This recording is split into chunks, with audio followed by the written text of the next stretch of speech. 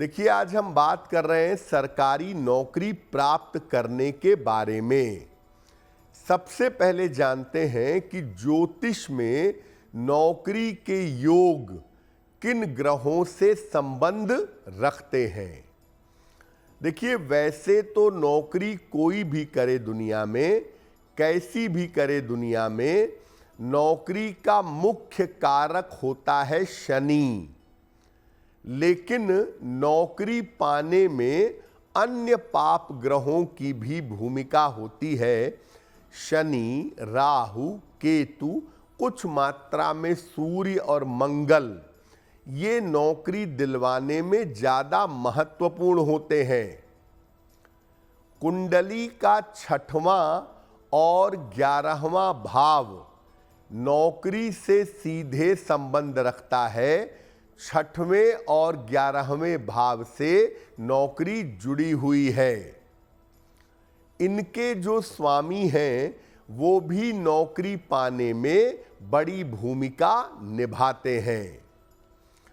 कुंडली में जो अग्नि की राशियां हैं, मेष, सिंह, धनु, और जो पृथ्वी तत्व की राशियां हैं, वृषभ, कन्या और मकर, ये जो 6 राशियां हैं, ये जब कुंडली में प्रभावशाली हो जाती हैं तो ये नौकरी दिलवाने में बड़ी सहायता करती हैं।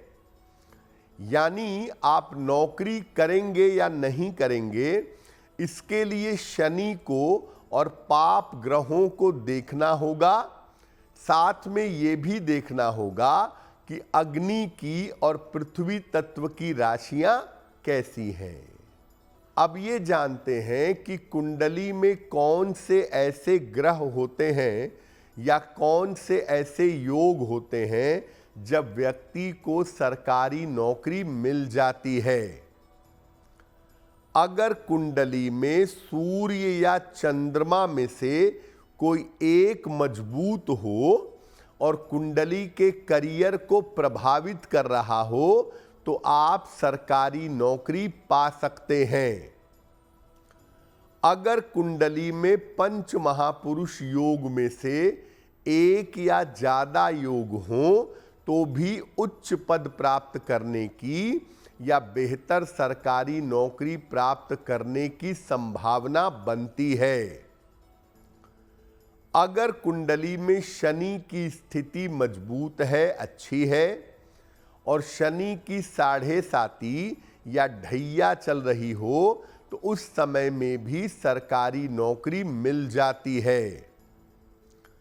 कुंडली के ग्रह अगर अप्रकाशित भाव में हो, दूसरे भाव से लेकर के 6वें भाव में ज्यादातर ग्रह अगर विद्यमान हो और सूर्य का इंपैक्ट थोड़ा बेहतर हो तो आदमी सरकारी नौकरी पा जाता है।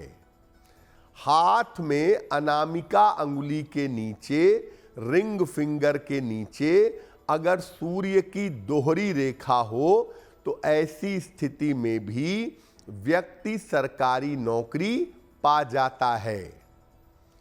हाथ में अगर बृहस्पति के पर्वत पर क्रॉस हो, तर्जनी अंगुली के नीचे अगर क्रॉस हो तो ये भी व्यक्ति को सरकारी नौकरी दे देता है। यानी कुंडली में ऐसे योग जरूर होते हैं जिनको देख करके आप जान सकते हैं कि इस व्यक्ति के जीवन में सरकारी नौकरी प्राप्त करने की संभावना कितनी है।